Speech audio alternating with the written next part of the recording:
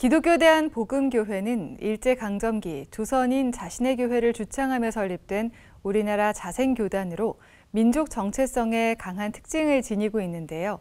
내년 교단 창립 90주년을 앞둔 기독교 대한복음교회가 제65회 정기총회를 열고 남북이 적대 행위를 즉각 멈추고 대화에 나설 것을 호소하는 긴급 성명서를 채택했습니다.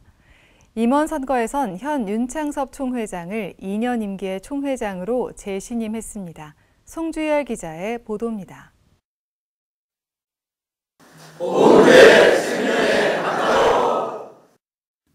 일제강점기 민족구원과 민족사회 회복을 위해 조선인 자신의 교회를 선언했던 기독교 대한복음교회가 내년 교단 창립 90주년을 앞두고 재도약을 준비하고 있습니다.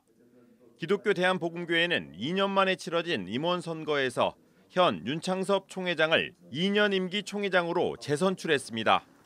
복음교단은 2년 임기 총회장직을 1회에 한해 중임할 수 있습니다. 3차 투표 끝에 3분의 2 득표에 성공해 재신임을 받은 윤창섭 총회장은 기후위기와 국론 분열, 세계 곳곳에서 들리는 전쟁 소식은 90년 전 믿음의 선배들이 외쳤던 생명신앙의 중요성을 다시 깨닫게 한다며 교회와 사회에 소망을 주는 교단이 되자고 당부했습니다. 이 어려운 시대에 우리 복음교회를 통해서 이 65회 총회를 통해서 하나님은 분명히 새로운 우리 교단의 이정표뿐만 아니라 우리가 작은 힘이지만 하나님의 능력 가운데서 우리는 생명의 역사를 이뤄가게 하실 줄로 믿습니다.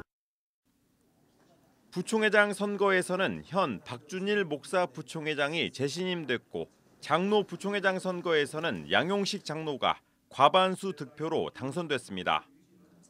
교단 살림을 맡을 총무 선거에서는 순례자교회 이무진 목사가 이철호 총무를 비롯한 두 후보를 제치고 신임 총무에 선출됐습니다. 기독교 대한복음교회 65회 총회에서는 내년 창립 90주년을 앞두고 처음으로 교단 로고와 배지, 영대가 공개돼 눈길을 끌었습니다. 한반도에서 쉽게 볼 수 있는 소나무 모양 십자가는 생명신앙과 자생교단의 의미를 담고 있고 소나무 십자가 옆 작은 교회는 이 땅에 낮고 소외된 이들을 돌봤던 초대교회의 모습을 상징합니다. 날로 위기감이 고조되고 있는 한반도의 평화와 남북 당국자 간의 대화를 촉구하는 긴급 성명서도 채택했습니다. 복음교단은 성명서에서 마지막 분단국가 한반도에 들이운 팽팽한 긴장과 전우는 참으로 두렵고 떨리는 현실이라며 남북당국이 적대적 행위를 즉각 멈추고 정부 간 만남을 통해 평화의 실마리를 풀어야 한다고 호소했습니다.